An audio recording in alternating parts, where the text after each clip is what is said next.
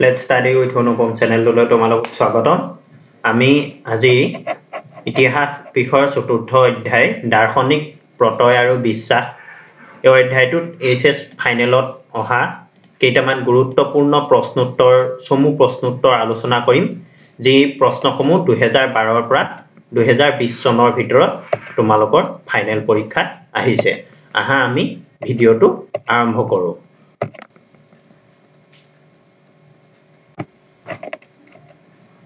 ছাত্ৰ-ছাত্ৰীসকল প্ৰথম প্ৰশ্নটো হৈছে থেৰি বুলিলে কি বুজা থেৰি হোৱা প্ৰথম গৰাকী মহিলা কোন আছিল থেৰি বৌদ্ধ ধৰ্মৰ লগত জড়িত এতিয়া থেৰি বুলি ক'লে কি বুজি পোৱা যায় এটো 2013 চনত ফাইনেল পৰীক্ষাত আহিছিল 2 নম্বৰৰ কাৰণে উত্তৰটো হৈছে বৌদ্ধ ধৰ্মত দীক্ষিত হোৱা মহিলা ভিক্ষুনিক থেৰি বুলি কোৱা হৈছিল থেৰি মানে বৌদ্ধ ধৰ্মৰ মতে মুক্তিপ্ৰাপ্ত সন্মানিত মহিলা যি সেই সকল মহিলা যি সকল জন্ম মৃত্যুৰ সাৰ্কুলৰ পৰা মুক্তি হয় জন্ম মৃত্যুৰ যি মানুহৰ পাক চক্ৰ বা জীৱন চক্ৰ সেই জীৱন চক্ৰটোৰ পৰা মুক্তি হয় গতিকে বৌদ্ধ ধৰ্মত দীক্ষা লোৱা মহিলা ভিক্ষুনি বিলাকক থেৰি বুলি কোৱা হৈছিল গতিকে প্ৰথম থেৰি হোৱা মহিলা গৰাকী আছিল গৌতম বুদ্ধৰ ধাইমাক প্ৰজাপতি গৌতমী তোমালোকে লিখি থবা পৰৱৰ্তী প্ৰশ্নটো চাও আহা গৌতম বুদ্ধৰ মতে অষ্টমাৰ্গ কি যি প্ৰত্যেক বৌদ্ধ ধৰ্মাৱলম্বী লোকে অনুসৰণ কৰিব লাগে এই প্ৰশ্নটো 2015 চনত আহিছিল তোমালোকে নিশ্চয় জানা যে গৌতম বুদ্ধই বৌদ্ধ ধৰ্ম প্ৰচাৰ কৰোতে কিছুমান বাণী প্ৰচাৰ কৰিছিল আৰু সেই বাণীসমূহৰ ভিতৰত আছিল অষ্টমাৰ্গ অন্যতম অষ্টমাৰ্গ অৰ্থাৎ 8টা দিশ বা 8টা মাৰ্গ বা দৰ্শন গতিকে সেই 8টা আমি চাও আহা বৌদ্ধ ধৰ্মৰ মতে গৌতম বুদ্ধৰ মতে বৌদ্ধ ধৰ্মী লোকসকলে অনুসৰণ কৰিব লগা অষ্টমাৰ্গ হৈছে সৎ বাক্য সৎ কাৰ্য সৎ জীৱন সৎ প্ৰচেষ্টা সৎ চিন্তা সৎ চেতনা সৎ প্ৰতিজ্ঞা আৰু সৎ দৰ্শন অৰ্থাৎ আমি বাক্য কাৰ্য জীৱন প্ৰচেষ্টা চিন্তা চেতনা প্ৰতিজ্ঞা আৰু দৰ্শনৰ ক্ষেত্ৰত আমি সত্য আৰু শুদ্ধ হোৱা উচিত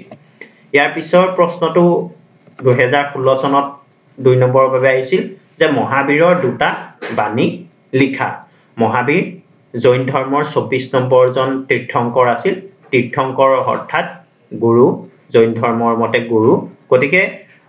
আমি সচৰাচৰ যি কৈ থাকো যে মহাবীৰ জৈন ধৰ্মৰ প্ৰৱৰ্তক আছিল সেই ধাৰণাটো ভুল আছিল যে মহাবীৰৰ আগতে 23 জন তীৰ্থংকৰ হৈ গৈছিল আৰু মহাবীৰ জৈন ধৰ্মৰ 24 নম্বৰ জন তীৰ্থংকৰ আছিল গতিকে জৈন ধৰ্মৰ তীৰ্থংকৰ মহাবীৰৰ দুটা বাণী হ'ল সৰ্বপ্ৰাণবাদ অৰ্থাৎ মহাবীৰৰ মতে গোটেই পৃথিৱীখনেই সজীৱ আনকি পৃথিৱীখনৰ শিল পানী পাথৰ ইত্যাদিৰো প্ৰাণ আছে অৰ্থাৎ গোটেই পৃথিৱীখনৰ প্ৰত্যেকটো বস্তুৰে কি আছে প্ৰাণ আছিল বুলি মহাবীৰে বিশ্বাস কৰিছিল ইয়াৰ পিছৰ বাণীটো তেওঁৰ বাণী উল্লেখযোগ্য মৰ্মটো হৈছে কৰ্ম মহাবীৰৰ মতে কি কৰ্মই মানুহৰ জন্ম আৰু পুনৰ জন্মৰ কাল চক্ৰক নিয়ন্ত্ৰণ কৰে যদি কৰ্ম কৰা হয় বা ভাল কৰ্ম কৰা হয় তেতিয়া মানুহ পুনৰ জন্ম হৈ আকৌ পৃথিৱীলৈ আহি থাকিব নালাগে বা জন্ম হৈ আকৌ মৃত্যু আকৌ জন্ম তেনে ধৰণে কি কৰিব নালাগে সেই কাল চক্ৰটোত ঘূৰি ফুৰিব নালাগে ইয়াৰ পিছৰ প্ৰশ্নটো আমি চাওঁ হা বৌদ্ধ ধৰ্মৰ যিকোনো দুটা মূল শিক্ষা উল্লেখ কৰা এই উচ্চতৰ মাধ্যমিক চূড়ান্ত পৰীক্ষা 2020 চনত আহিছিল অৰ্থাৎ যোৱা বছৰ গতিকে বৌদ্ধ ধৰ্মৰ যিকোনো দুটা মূল শিক্ষা উল্লেখ কৰা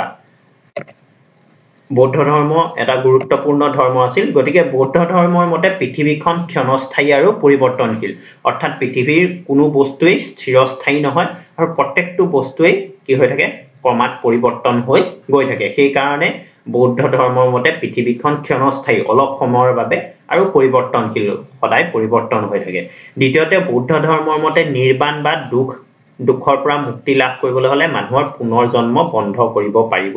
লাগিব আৰু এই পুনৰ জন্ম বন্ধ কৰিবলৈ হল মানুহে গৌতম বুদ্ধৰ বা বৌদ্ধ ধৰ্মৰ মতে অষ্টমাৰ্গ নীতি অৱলম্বন কৰিব লাগিব গতিকে নিৰ্বাণ যি দুখৰ পৰা মুক্তি লাভ কৰিবৰ বাবে বা নিৰ্বাণ লাভ কৰিবলৈ হলে মানুহে কি কৰিব লাগিব পুনৰ জন্ম বন্ধ কৰিব পাৰিব লাগিব গতিকে ছাত্ৰ ছাত্ৰীসকল আজিলৈ ইমানেই আশা কৰো তোমালোক ভিডিওটোৰ দ্বাৰা উপকৃত হৈছা এনে ধৰণৰ ভিডিওবোৰ পাই থাকিবলৈ চেনেলটো সাবস্ক্ৰাইব কৰি দিবা ধন্যবাদ